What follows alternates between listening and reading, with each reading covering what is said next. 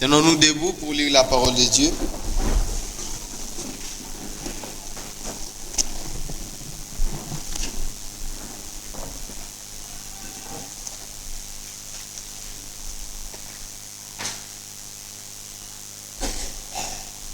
Pierre chapitre 3. Petro wa kwanza sura ya 3.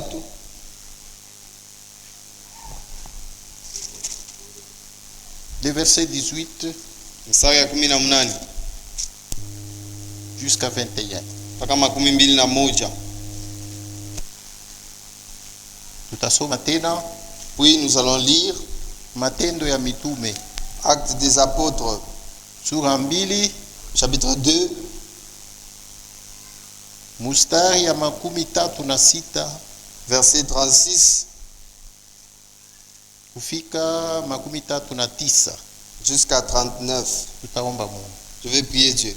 Mungu Baba, tunakusifu, tunakushukuru magharibi tena kwa sababu unaitika sisi kusanika muwepo wako Senye.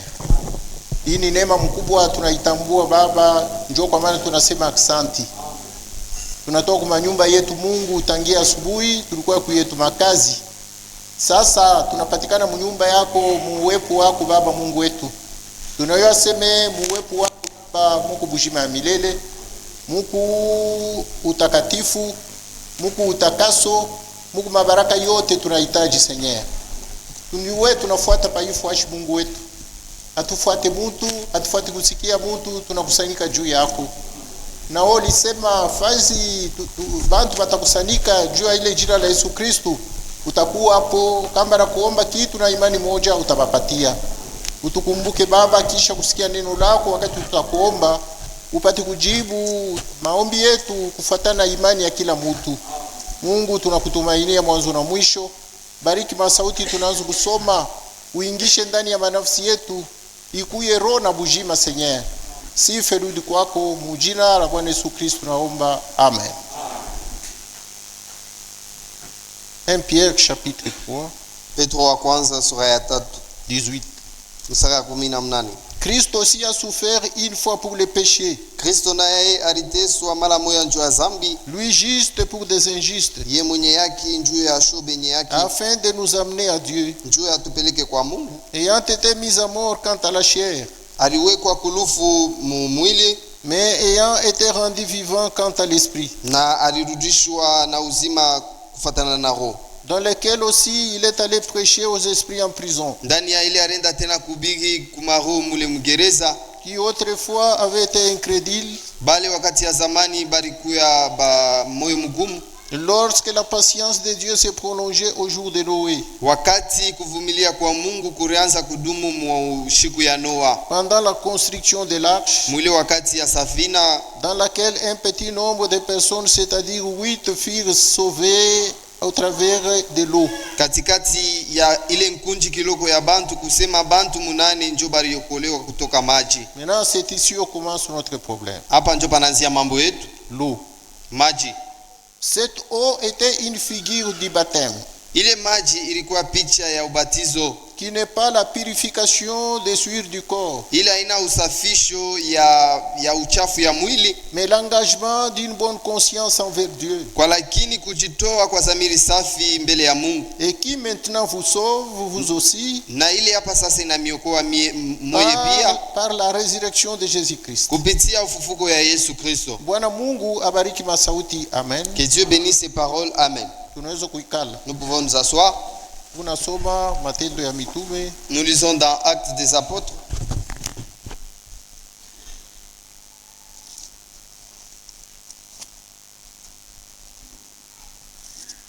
Sura ya 2.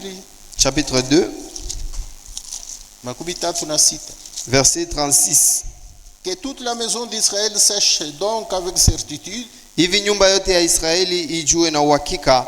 Que Dieu a fait Seigneur et Christ, c'est Jésus que vous avez crucifié. Ya kusema Mungu alimfanya Bwana na Kristo huyu Yesu mulitunjika.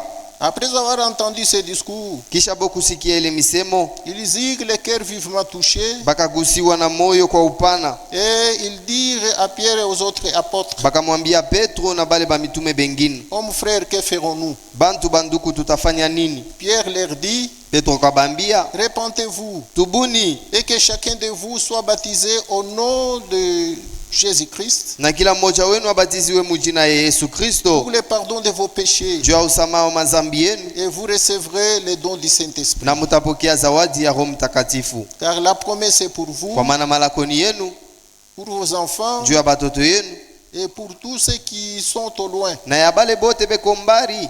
En aussi grand nombre, le Seigneur Dieu les appellera. Mwile wingi yote Bwana Mungu atabaitaka. Amen.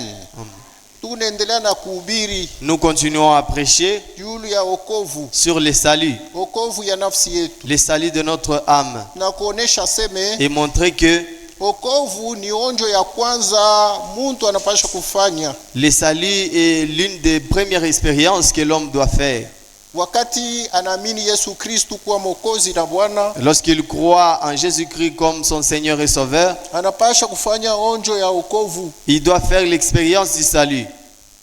na ile onjo ni kuzalika mara ya pili. Et cette expérience, c'est naître de nouveau. Amen.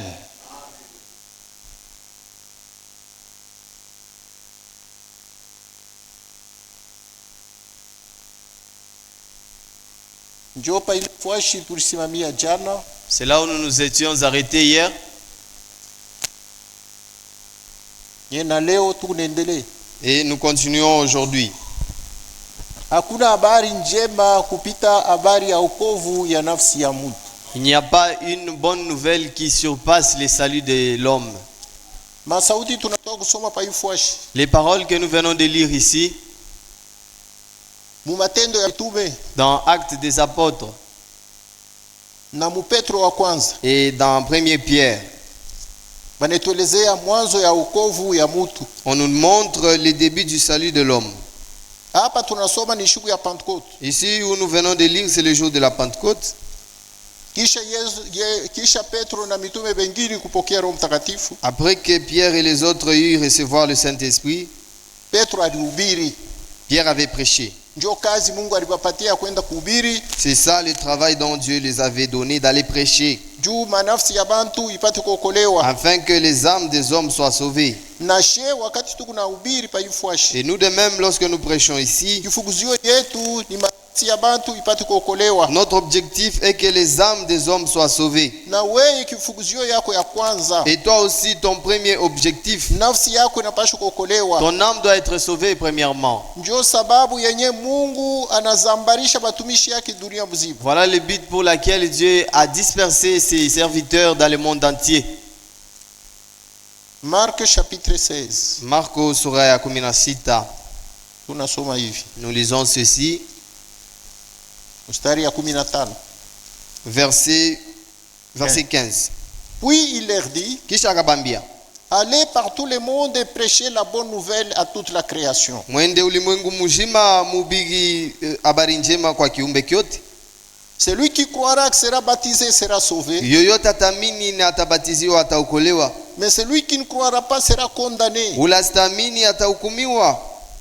Et voici les miracles qui accompagneront ceux qui auront cru. Na tazameni miujiza ile itasindikiza bale bataamini. À mon nom, ils chasseront les démons. Ndani ya jina langu batafukuza mampepo mchafu, Ils parleront de nouvelles langues. batasema kwa lugha mpya, Ils saisiront des serpents. batashika banyoka, S'ils boivent quelques breuvages mortels, kama banakunya sumu il ne leur fera point de mal. haisitabaua.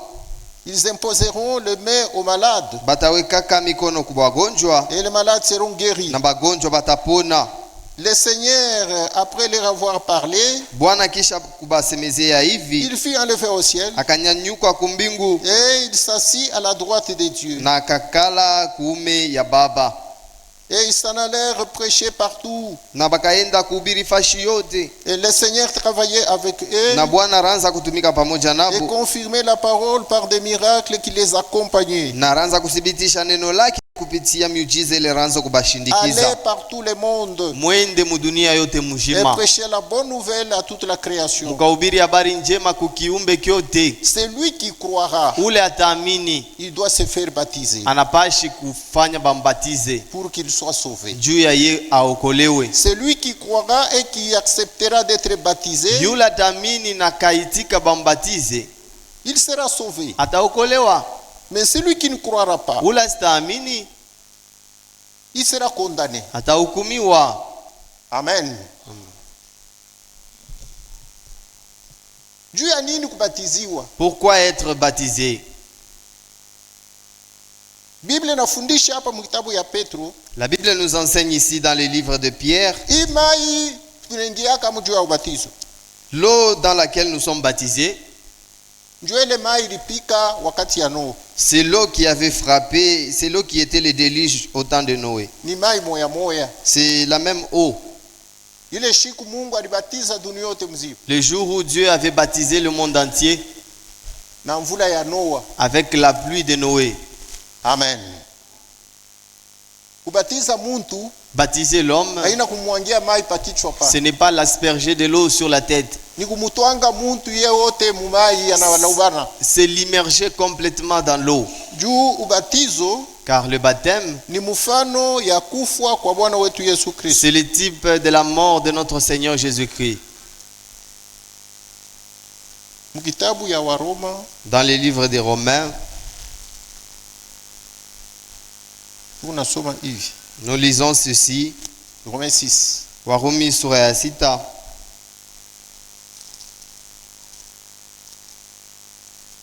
Mstari ya kwanza. verset 1er. Que dirons-nous donc? Tutasema nini sasa? Demeurions-nous dans les péchés afin que la grâce abonde? Tudumu munzambi njuu neema izidiswe? Loin de là. Mbali na ile. Nous qui sommes morts au péché, Shibale tunakufa kuzambi. comment vivrons-nous encore dans les péchés? Je tunawezi tena kuishi muzambi? Si nous sommes morts au péché, Kama tushakufa kuzambi, comment est-ce que nous pratiquons encore le péché? je tunawezi tena kutenda zambi?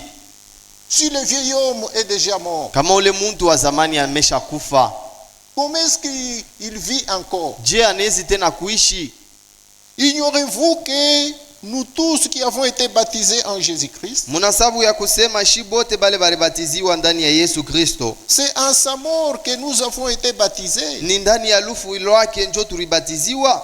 Nous avons donc été ensevelis avec lui par le baptême en sa mort. Tulijikwa pamoja naye kupitia ubatizo ndani ya lufu yake.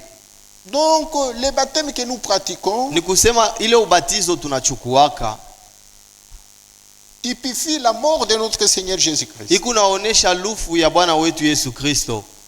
Jésus-Christ, lui, il était mort Yesu Kristo yeye alikufaka et il était enseveli. na kisha alizikwaka, Nous aussi, na siye pia qui croyons en lui, shibale tunamwamini, nous avons été baptisés en Jésus-Christ, tulibatizwa na shiye ndani ya Yesu Kristo, montrant que c'est dans sa mort que nous avons été baptisés. mukuonesha kusema ni ndani ya lufu lwake njo tulibatiziwa Et nous avons donc été ensevelis avec lui na tulizikwa pamoja naye par le baptême en sa mort. kupitia ubatizo yake ndani ya lufu Afin lwake, que comme Christ est ressuscité des morts par la gloire de Dieu, le Père, Juu vile Kristo alifufuka toka wafu kupitia utukufu ya Mungu Baba, de même nous aussi, na siye vile vile nous puissions marcher en nouveauté de vie. tupate kutembea sasa mu maisha ya sasa. Amen. Amen. Ubatizo hii tuko na beba Le baptême que nous prenons mumai dans l'eau mujina la Bwana wetu Yesu Kristo. au nom du Seigneur Jésus-Christ, Ile mai ni mai moya moya, saa ile ilianguka wakati ya Noe. c'est la même eau qui était tombée au temps de Noé. Haitokole hapana. Cela ne nous sauve pas. Haina mai ya kusafisha zambi yetu. Ce n'est pas l'eau qui expie nos péchés. Iko naonesha tu aseme muntu anabeba mupango na zamili ya muzuri. Cela montre tout simplement un engagement d'une bonne conscience. ya kufuata Mungu, de suivre Dieu.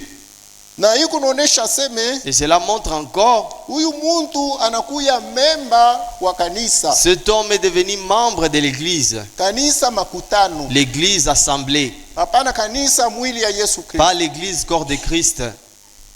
Amen. Kama unatafuta kuya memba ya kanisa mwili ya Yesu Kristo, Si vous voulez être membre de l'église corps de Christ, huku ubatizo ya roho na ya moto. il y a le baptême de feu et d'esprit. Amen. Ni ubatizo ya Roho Mtakatifu. C'est ce qu'on appelle le baptême du Saint-Esprit. Me ubatizo ya mai Mais le baptême d'eau, yo iko na kuingisha katikati yetu. cela t'introduit au milieu de nous. Tunasema huyu muntu anakuwa dada yetu, anakuwa ndugu yetu. Là, nous disons que cet homme est devenu notre frère, cette dame est devenue notre sœur. Inakuingisha mushiriki ya banduku na badada mukanisa. Cela te fait entrer dans la communion fraternelle des frères et sœurs. Me ila ikuingishe mumwili ya Yesu Mais Kristo. cela ne t'introduit pas dans le corps de Jésus-Christ.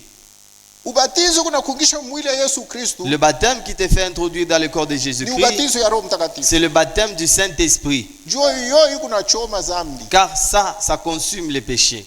Jua kama maana wanaita ubatizo ya moto. Voilà pourquoi on l'appelle le baptême de feu. Siku ya Pentecote Le jour de la Pentecôte, ni moto ilionekana. c'était le feu qui avait apparu. Guso ya moto.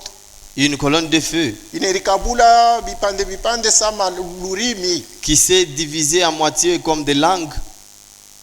Inaenda kuikala yulu ya kila mutu. C'est allé se poser au-dessus de tout un chacun. Haikubeba mufano ya rishikio. Cela n'avait pas pris la forme de l'oreille. Haikubeba mufano ya richo. Cela n'avait pas pris la forme de l'œil. Ilibeba mufano ya lurimi ya. Cela avait pris la forme de la langue d'une personne. Jani ilibeba mufano ya lurimi. Pourquoi est-ce que ça avait pris la forme de la langue? Juu Biblia nasema Parce que la Bible dit, lurimi la langue, ni kiungo kaloko kumwili ya mutu. c'est un petit organe dans le corps humain Iko na chafuaka mwili yote mzima. qui suit le corps entier. Amen. Juu ya nini lurimi? Pourquoi la langue? Juu Biblia ilitangulia kusema Parce que la Bible a prédit, ni mukuyala mwa roho ya muntu njo lurimi kunasema. c'est de l'abondance du cœur que la bouche parle. Juu maandiko nasema Car les Écritures ile disent, kuna chafua ce qui suit l'homme, haina ile kunaingia ce n'est pas ce qui entre dans l'homme, ni ile kunatoka c'est ce qui sort de l'homme qui suit l'homme. Amen. Amen. Na Biblia kunasema Le prophète dit, muntu ule kuna Roho Mtakatifu l'homme qui est baptisé du Saint-Esprit, kama kunatembea na benzake lorsqu'il marche avec ses amis, tena anasema miye d'abord il dit, moi, kani kunatembea na muntu lorsque je marche avec quelqu'un, 5 minutes seulement mimi nitayua kani mukristo au hapana. il suffit de parler avec lui pendant 5 minutes, je saurai s'il est chrétien ou pas. Amen. Amen. Ni juu ya nini? Pourquoi? Mungu ni neno Dieu est parole na neno njo Mungu. et la parole est Dieu. Pakuyua mawazo ya Mungu Pour connaître la pensée de Dieu, ni kama Mungu anasema. ceci est seulement si Dieu parle. Mawazo ya Mungu La pensée de Dieu, tunaiuia mukusema kwa Mungu. nous la reconnaissons lorsque Dieu parle. Kama mtu anaanza kusema Lorsque l'homme parle, ndio navumbula kile eko. c'est alors que tu sauras ce qu'est sa pensée. Ndio navumbula nini kundani C'est yake. ce que tu sauras ce qui est en lui. Kama ashiseme S'il ne parle pas, hautajua sema mawazo yake ni nini. tu ne connaîtras pas quelle est sa pensée. Amen. Na Mungu Et Dieu, tunamuyuyaka kuneno lake. nous le reconnaissons aussi par sa parole. Kama Mungu eko nasema Lorsque Dieu parle na mtu eko nasema et l'homme parle, musemeo ya Mungu utayua sasa hii ni musemeo ya Mungu. le langage de Dieu est différent du langage des hommes. Na musemeo ya mtu utashikia hii ni ya mtu. Et vous reconnaîtrez que ceci est un langage humain. Ya shetani ni ya Le shetani. langage du diable, c'est aussi du diable. Nabii eko nasema Le prophète dit, mtoto ya Mungu un enfant de Dieu, anawazaka paka ile kunasema il pense ce qu'il dit na eko nasema paka ile kuna waza. et il dit ce qu'il pense. Kama unakutengisha muntu mawazo yake ningine eko nasema bingine, Si vous trouvez quelqu'un qui dit autre chose, mais cependant il pense autre chose, ule muntu anawabia kweli. cet homme-là n'est pas correct. Kama unakuta muntu leo anasema bingine, kesho anashanje, kesho tu anashanje pa kitu moja. Si vous trouvez quelqu'un aujourd'hui, il dit ceci et le lendemain il change encore sur une seule chose, nabii aseme hapana kumpatia yule mtu confiance. Le prophète dit que ne faites pas confiance à cet homme-là. Ce n'est pas une personne de parole. Ana muntu wa kutimiza maneno yake. Il ne garde pas sa parole. Ashichungake maneno yake. Il n'est pas fidèle. Ashina mwaminifu. Dieu est fidèle à sa parole. Mungu ni mwaminifu kuneno yake. Dieu dit toujours ce qu'il pense. Mungu eko nasema paka bile kona waza. Et il pense toujours ce qu'il dit. Na eko na waza paka bile kona sema. Dieu n'est pas un hypocrite. Mungu ashina munafiki. Il n'a pas une double face. Ashina na mauso mbili. Dieu n'a pas la duplicité de langage. Mungu ashina na namna mbili ya kusema kitu kimoya. Amen. Ana na malurimi mbili. Ana na malurimi mbili. Ana na mauso mbili. Il n'a pas deux faces. Musemeo yake ni moya tu. Son langage est unique. Ndio tunamuyuia Mungu kuma sauti yake. Nous reconnaissons Dieu par ses paroles. Na sheye batu. Nous de même. Batakuyua je sema mtoto ya Mungu. Comment pourrons-nous savoir que tu es enfant de Dieu? Kupitia masauti yako. C'est au travers de tes paroles. Unaanza tu kusema tu. Lorsque tu commences à parler, amen. Una raconter mambo. Tu commences à raconter seulement une histoire. Mambo yoyote tu. N'importe quel problème. Kama unaanza kusema. Si tu commences à en parler, même dans le bus, même n'importe où tu peux te trouver. Bantu wote batakujijia sebe. Ule unasema eko ni politicien. Tout le monde te jugeront disant que celui dont tu parles c'est un politicien. Ule unasema celui qui parle ni sportif. C'est un sportif. Tageuka sedi. Wewe unasema unacheza football? Ils vont s'étonner de dire toi tu es un joueur de football? Pourquoi vous me posez une telle question? Parce que tu es trop dans le football. Car tu es trop ancré dans la politique. Parce que tu es beaucoup tribaliste. Depuis que nous sommes avec toi, tu ne fais que parler des tribus. Amen. Donc par le langage, on reconnaît la personne. Dieu aussi, on le reconnaît par sa parole. Il a sa façon de parler.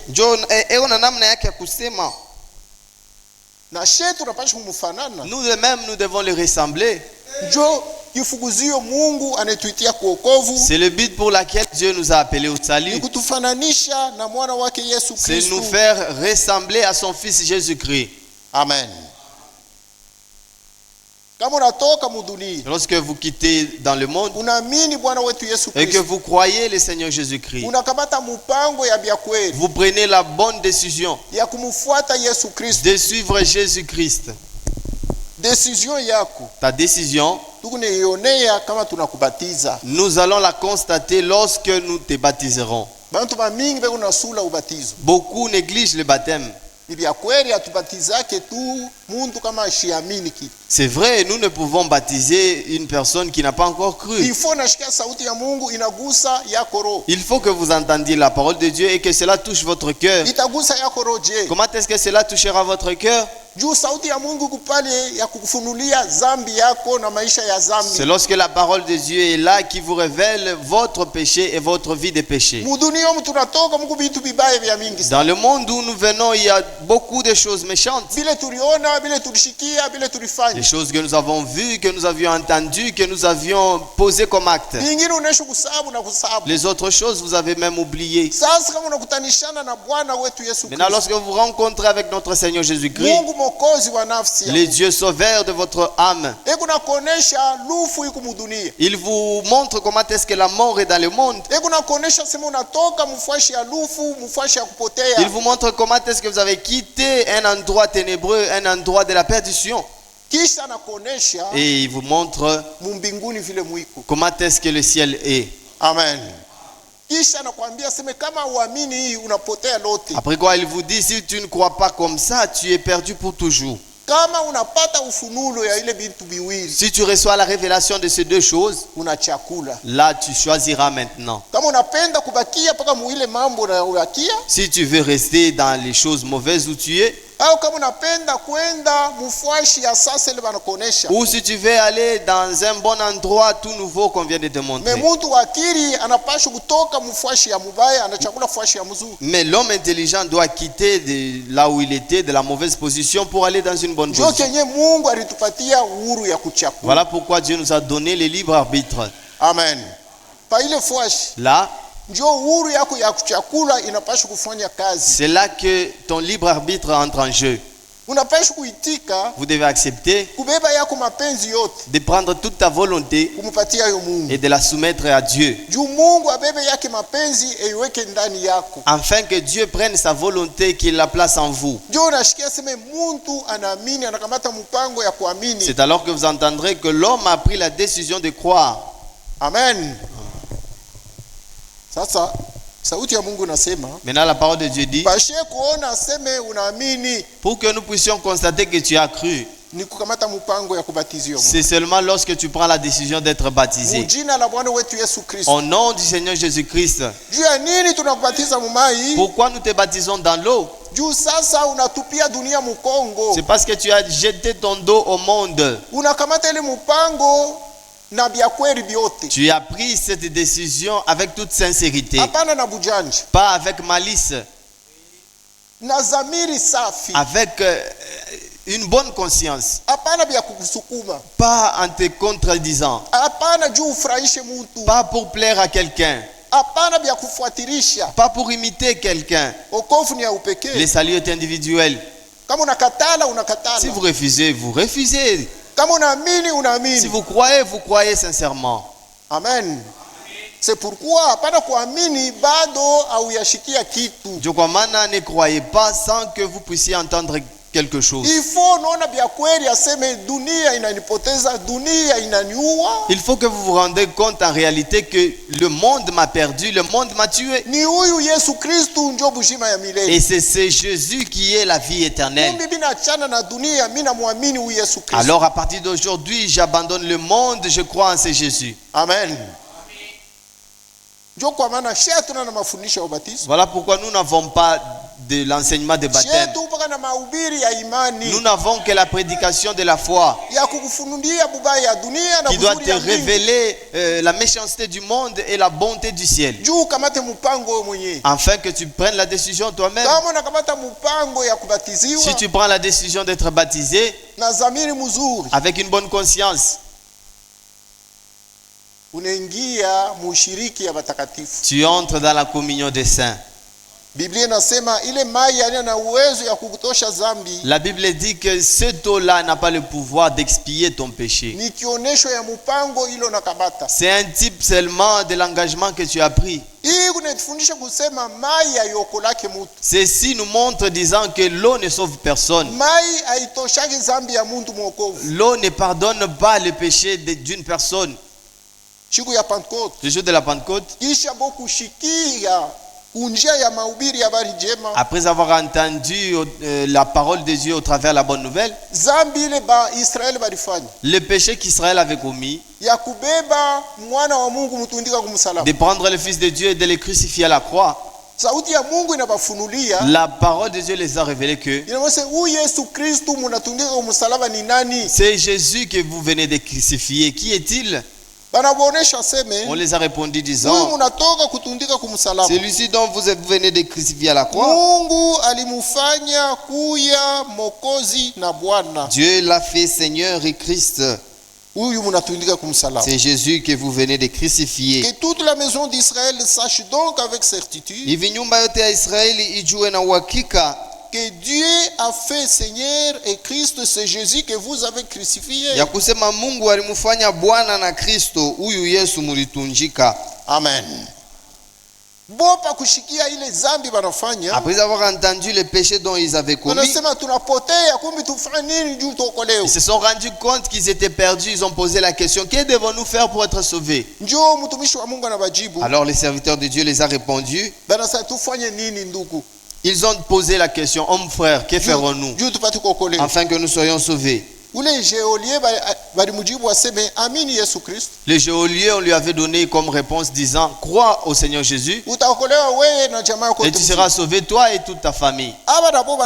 Et les autres ici ont aussi posé la question, que ferons-nous alors pour être sauvés?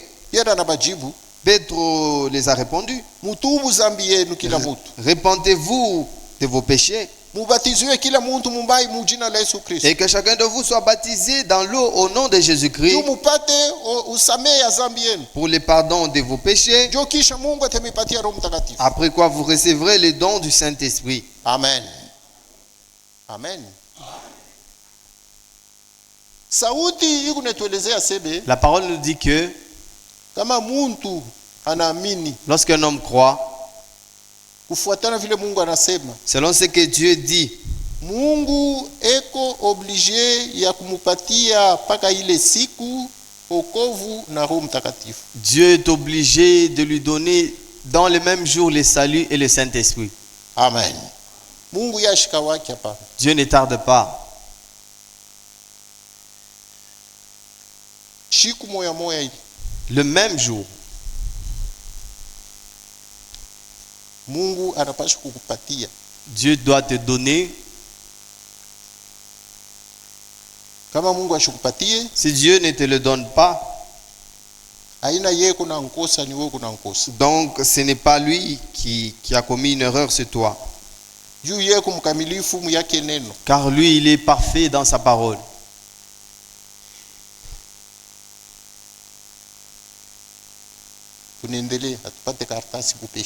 Nous continuons, je n'ai pas trouvé rapidement la brochure.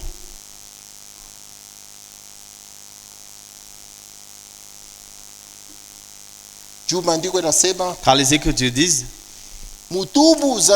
répentez-vous et que chacun de vous soit baptisé au nom de Jésus-Christ pour la rémission de vos péchés, et vous recevrez les dons du Saint-Esprit.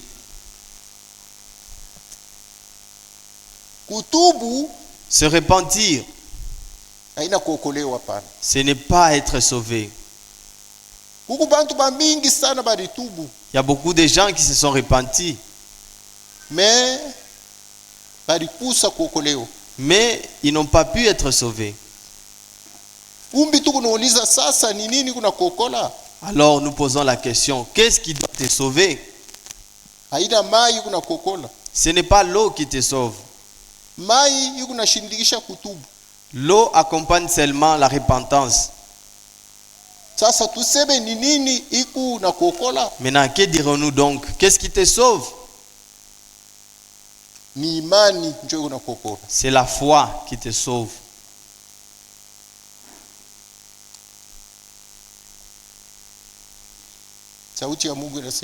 Voici ce que la parole de Dieu dit.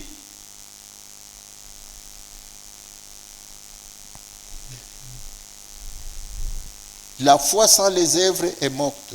Imani bila matendo ni akufa. C'est la page 11. Ukurasa ya 11. Paragraphe 26. Paragraphe 26. Nous lisons. Tunasoma. Ainsi, il vous a sauvé. Peu importe combien vous plairez. Vous pouvez venir à l'hôtel, crier, tirer vos cheveux. Pousser des cris aigus et dire, oh Dieu, oh Dieu, sois miséricordieux. Je crois à la repentance à l'ancienne mode. Mais vous pouvez rester là et vous repentir année après année. Et vous ne serez jamais sauvé avant de croire dans votre cœur. Avant de croire qu'il vous a sauvé. Avant de croire qu'il est ressuscité. Et vous confessez cela. Vous ne pouvez pas être sauvé avant de le faire. hawezi kuokolewa bila we kukiri. La Bible dit, Biblia inasema si vous me confessez devant les hommes, kama munenikiri mbele ya je bantu, vous confesserai aussi devant mon Père na mimi tamikiri mbele ya baba yangu et devant les anges. na mbele ya bamalaika. Maintenant, voyez, Sasa muone, vous ne pouvez être sauvé que par la foi hawezi kuokolewa kama ina tu kupitia et imani par votre confession. na kupitia kukiri kwako. Vous devez le confesser. Unapashi kuikiri, Vous devez confesser qu'il est votre Seigneur et Sauveur. unapashi kukiri na kinwa yako kusema ni Bwana wako na Mwokozi wako. Vous devez le croire Unapashi kuyamini comme étant le Sauveur personnel, sawa vile Mwokozi wako wa upekee, comme étant le Fils de Dieu. sawa vile mwana wa Mungu. Donc ce n'est pas l'eau qui nous sauve. Ni kusema haina mai njo kunatokoa, Ce n'est pas même la repentance qui vous sauve. haina hata kutubu njo kutakokoa, C'est la confession que vous faites. ni kukiri kule kunafanya. Amen. Vous confessez le Seigneur Jésus-Christ Unakiri Bwana Yesu comme étant votre Sauveur personnel sa Bwana wako wa upekee, en croyant dans l'œuvre du Calvaire. mkuaminia ile kazi ya kukalvari. Voilà comment est-ce que nous parvenons au salut. Njo mwile namna tuko nafika kuokovu. Amen. Dans Romains, Mwarumi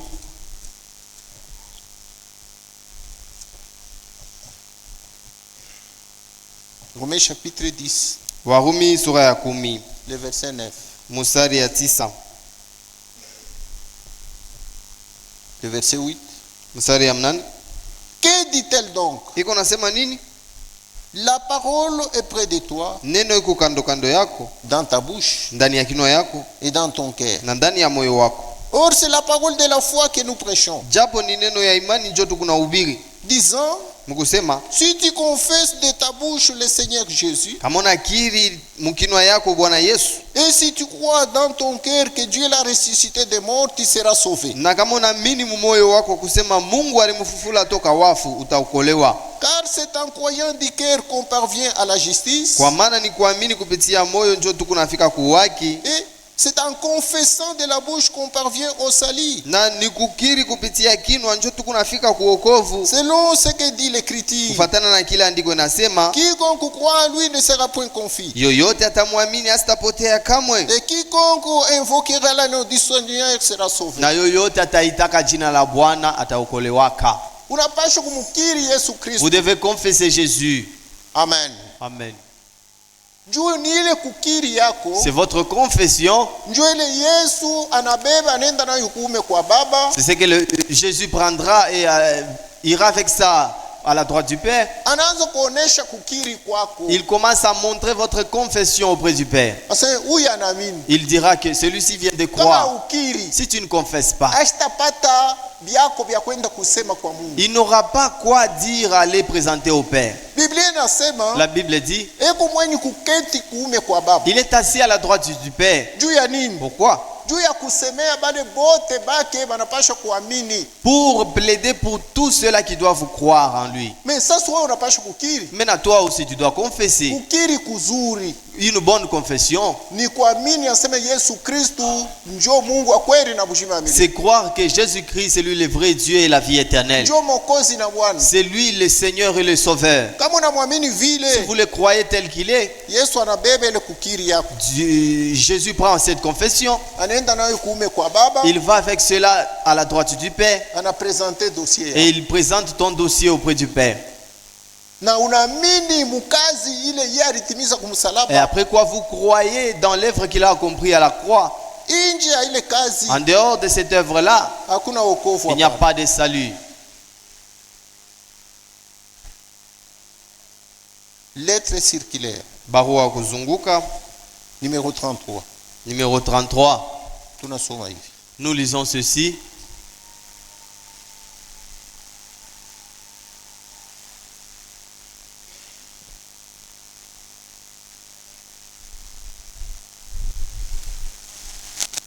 Celui qui a sur la page première, Page yake ya kwanza.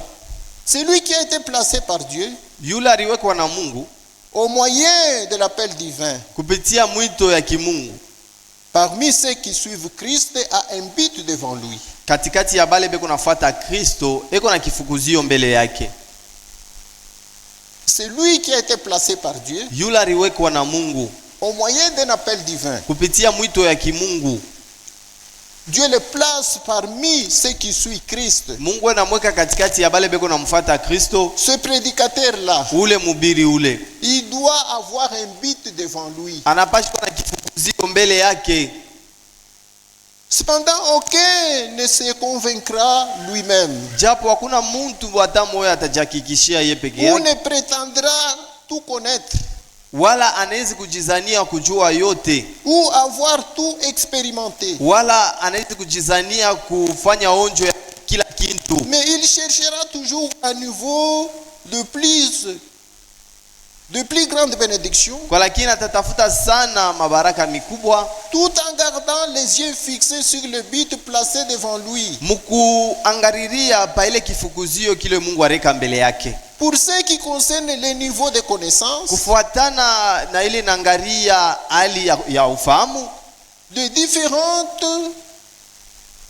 différences peuvent apparaître.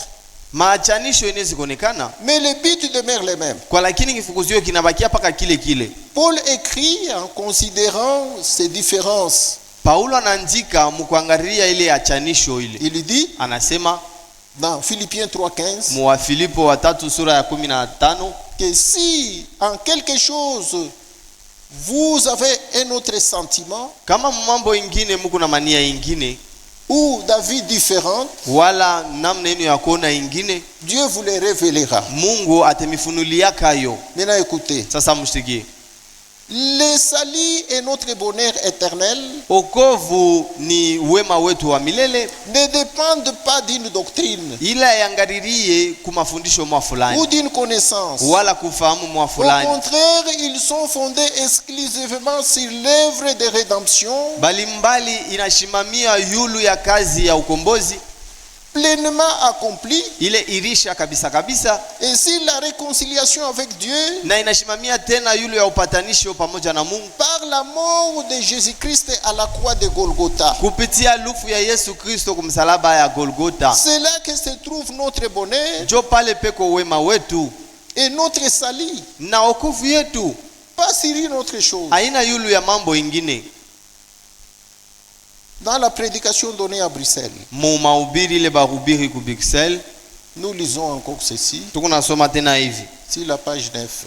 Ukurasa ya 9.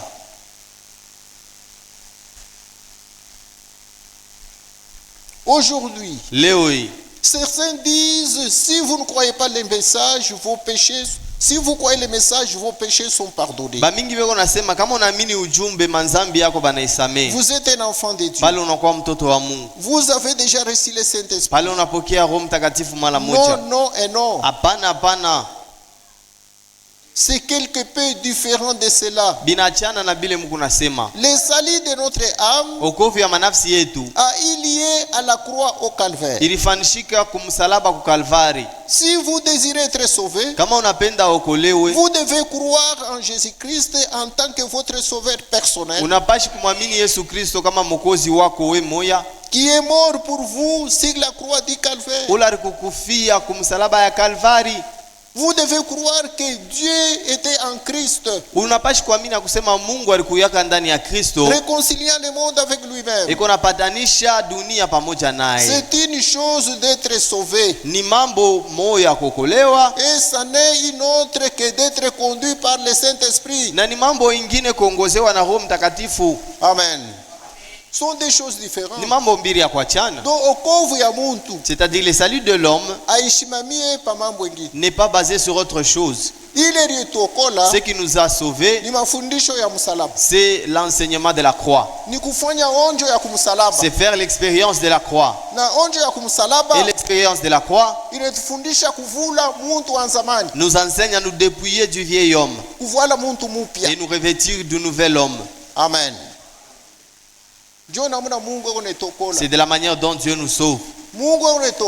Dieu nous sauve par imani, la foi. Il nous a justifiés.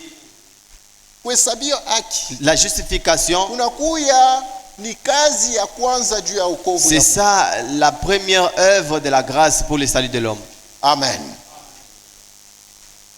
Amen. L'expérience de notre salut, la nouvelle naissance, comment cela se passe-t-il? C'est par la justification, par la foi, par aussi la sanctification, par la parole de Dieu, et aussi par le baptême du Saint-Esprit. Là où se passent ces trois choses, l'eau, le sang, puis la vie apparaît, même dans les naturels. Là où il y a ces trois choses, il se passe une naissance. Amen. Il en est de même spirituellement. La Bible dit c'est Jésus. C'est lui qui est venu avec l'eau et le sang. Il n'est pas venu seulement avec l'eau et le sang, mais il est venu aussi avec l'esprit. Ceux-ci ne font pas une seule chose, mais cela reste tel que ça y est, mais ceux-là sont d'accord. Amen. La justification par la foi, la sanctification par le sang de Jésus-Christ, et le baptême du Saint-Esprit par la puissance divine. Amen. C'est de la façon dont Dieu nous sauve. Le chiffre 3, c'est le chiffre de la perfection de Dieu. Le chiffre 7 est aussi le chiffre de la perfection de Dieu. Le chiffre 5, c'est le chiffre de la grâce de Dieu. Amen.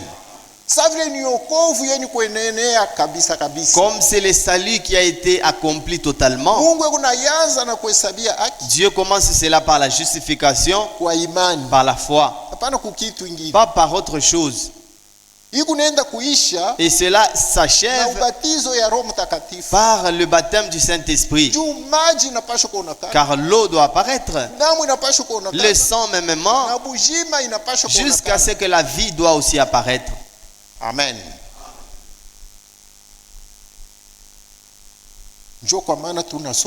C'est pourquoi nous venons de lire ici, on nous dit que la justification par la foi, si cela se fait dans l'homme,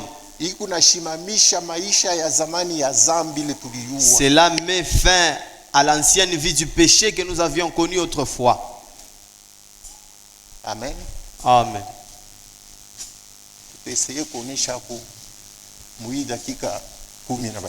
Nous allons essayer de montrer cela dans ces 10 minutes qui restent.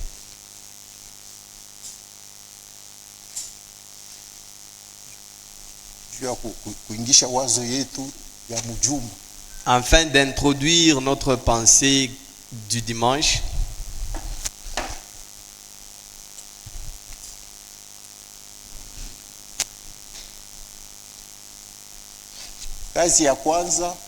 la première œuvre, la justification, ni kuhesabiwa haki.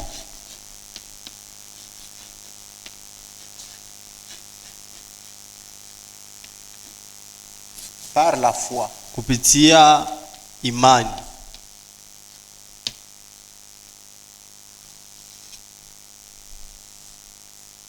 Kazi ya pili, le deuxième œuvre de notre salut, la sanctification, ni utakaso.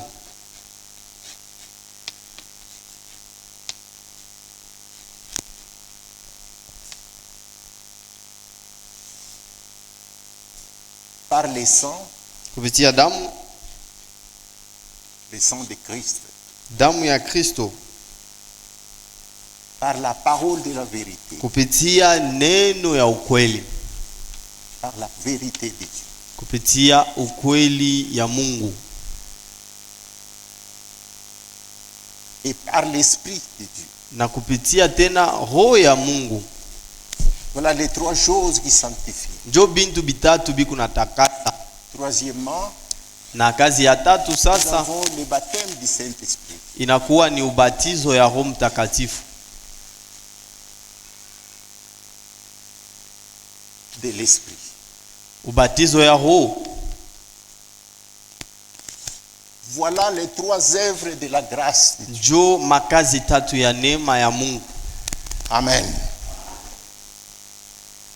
Dieu nous sauve Mungu kunatuokoa par ces trois étapes. kupitia ibipande tatu.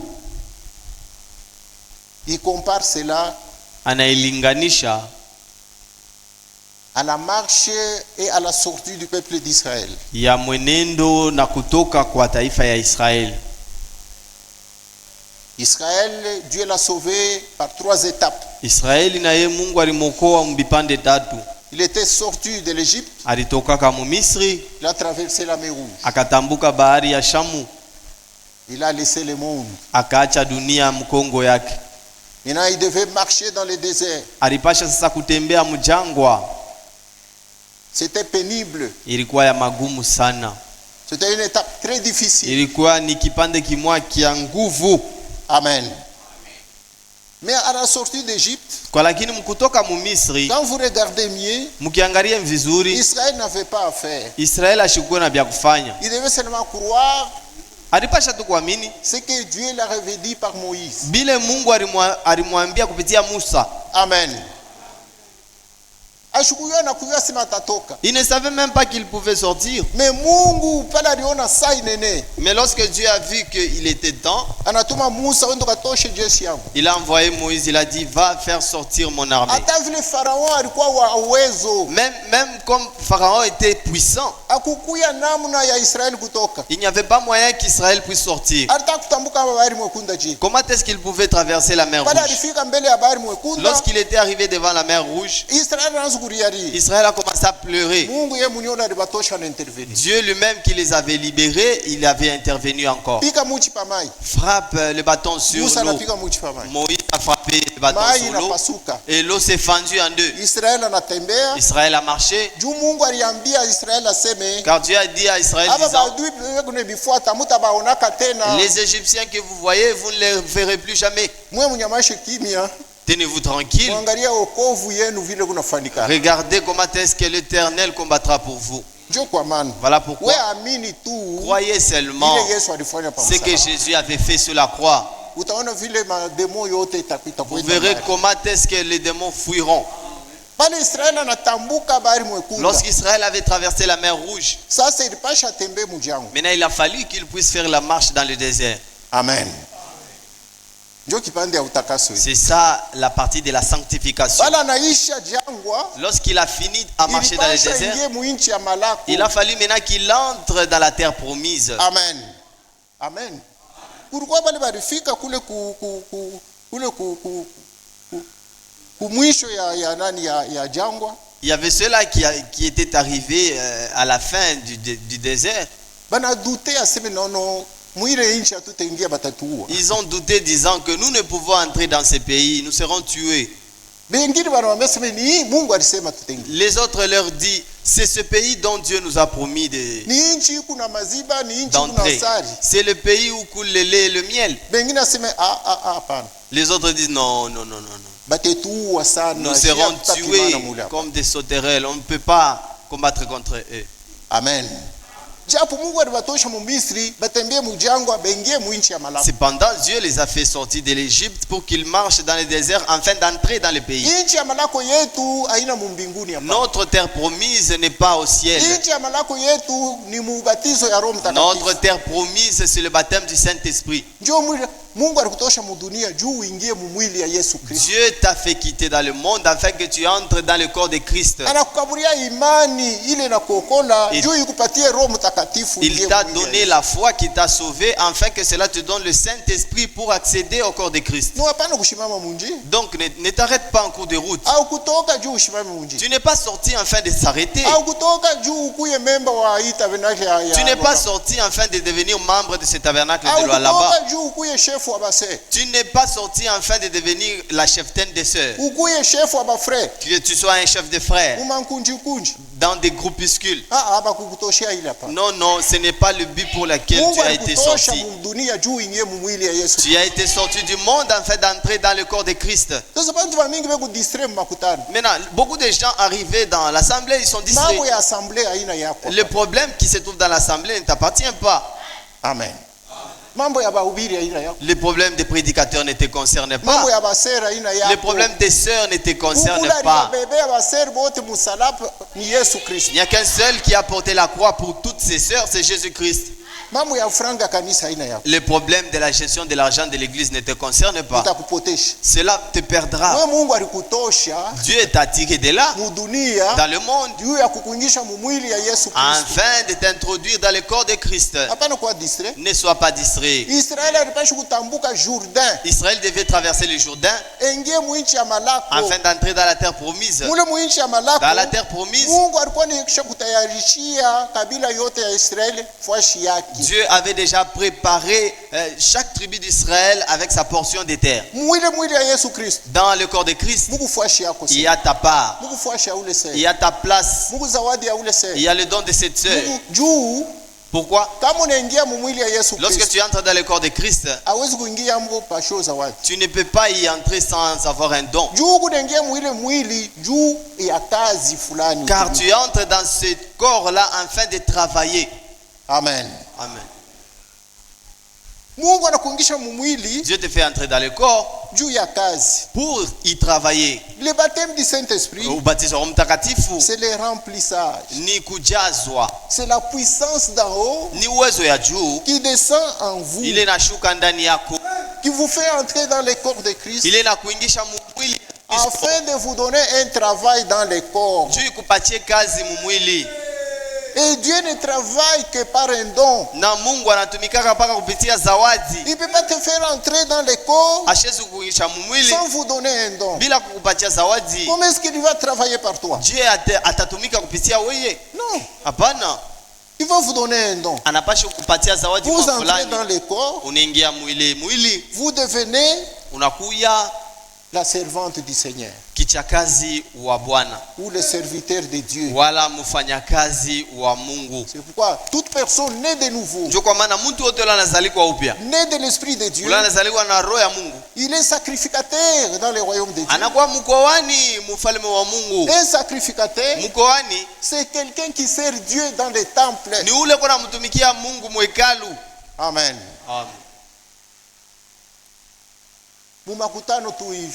Dans l'assemblée comme celui-ci, comme celle-ci, vous n'avez pas une tâche que vous accomplissez. Mais comment est-ce que vous aurez une tâche dans le corps de Christ?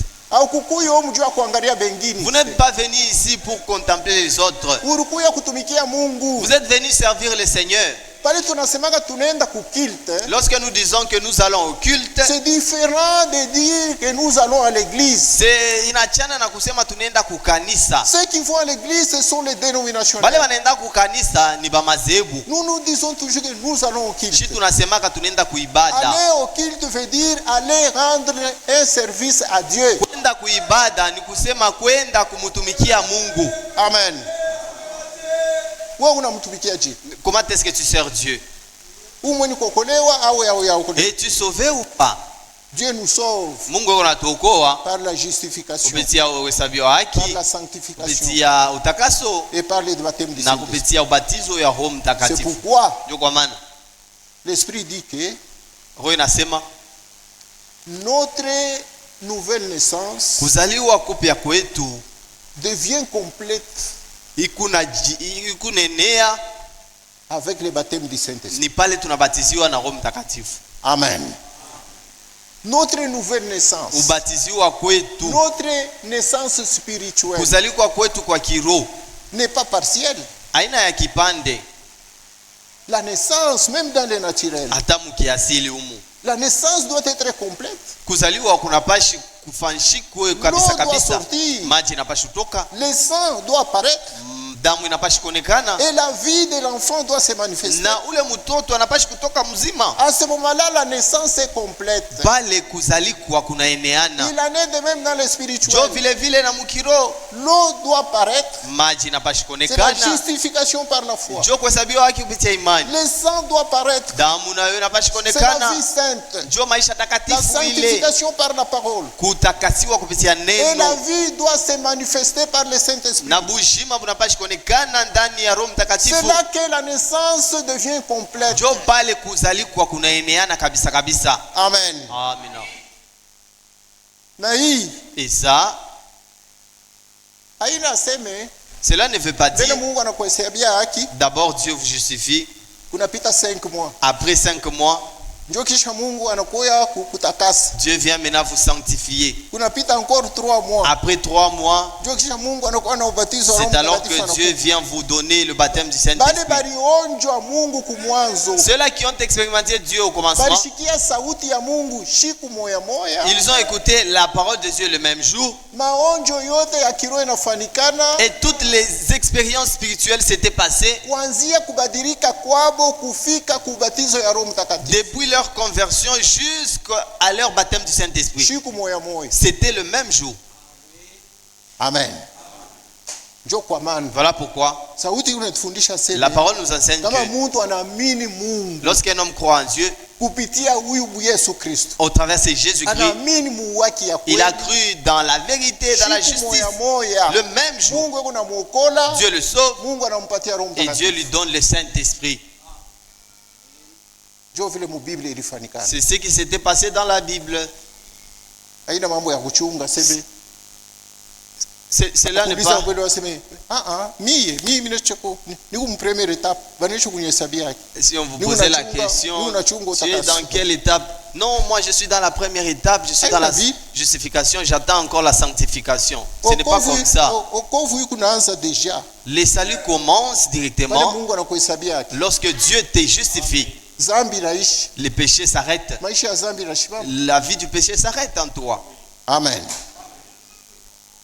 Abasema seme ule wanahesabia yake alurie muzani. On n'a pas dit que celui qui a été justifié puisse rentrer dans la vie du péché. Hapana. Non. Okovu ya Mungu haina kipande. Le salut de Dieu n'est pas partiel. Tutasoma pale tuishi. Nous allons lire ici et puis nous allons nous arrêter. Christianisme traditionnel. Kikristo kya kumwanzo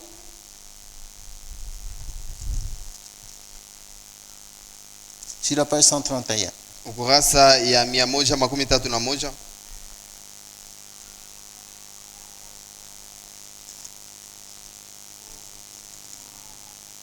Ce ne sont pas les œuvres par elles-mêmes qui justifient l'homme, Aina matendo kupitia yo yenyewe njo iko nahesabia muntu haki. mais elles sont seulement un élément de la justification reçue par la foi. Kwa lakini ni mambo tu ingine ile iko natoka kupitia kuhesabiwa haki kupitia imani. L'expérience de la justification Onjo ya kuhesabiwa haki met fin à l'ancienne vie qu'on a vécue sans Dieu. ikunaweka mwisho maisha ile ya zamani tulishi pasho Mungu, Et elle dirige le renouvellement intérieur. na ikunaleta kuzalikwa upya kwa ndani. Bien qu'il s'agisse d'une seule œuvre de rédemption Sa vile ni kazi moya tu ya ukombozi et de délivrance, na ya ufungulivu, l'œuvre de grâce divine s'accomplit dans les divers domaines de notre vie. kazi ya neema ya Mungu ikunatimilika muma kazi mingi ya maisha yetu. Et c'est pourquoi différentes notions sont employées pour l'exprimer. Njo kwa maana ni mahali mingi ile banaweza kutumikisha njo ya kuionesha L'expérience de la justification onjo ya kuhesabiwa haki met fin à l'ancienne vie de péché qu'on a vécu sans Dieu. ikunashimamisha maisha yetu ya zamani ile tulishi pasho Mungu, Et elle commence à diriger l'homme na inaanza sasa kuongoza muntu vers le renouvellement intérieur. mukurudishwa upya kwa ndani. Amen. Amen. Unaamini sauti ya Mungu Vous croyez la parole de Dieu kwa imani. par la foi. Mungu anakuhesabia haki. Dieu vous justifie. Ile Et cette expérience-là, c'est une puissance divine. Car dans la parole de Dieu, il y a la puissance de la transformation qui met fin à la vie du péché. Tout ce que tu avais connu dans ton ignorance, après cela commence à te diriger vers les autres expériences. C'est quelle expérience? Devenir un nouvel homme, être régénéré. Amen. Amen. Le renouvellement. Le renouvellement. Kurudishwa upya.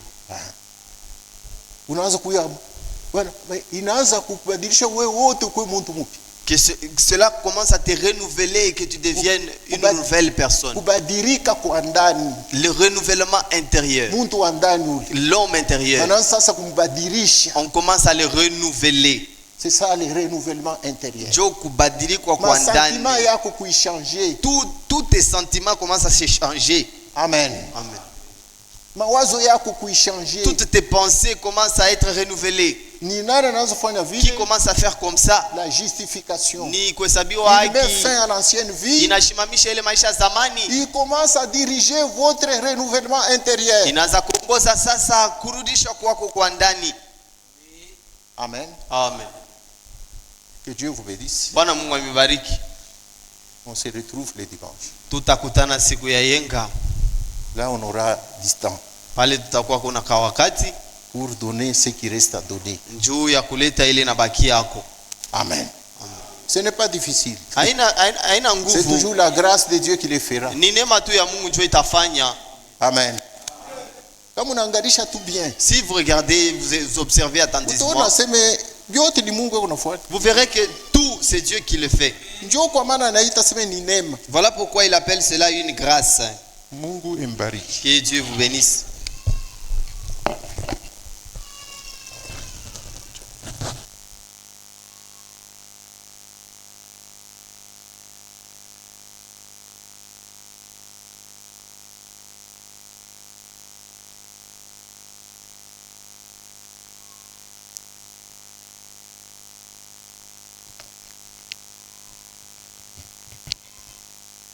Inclinons nos têtes.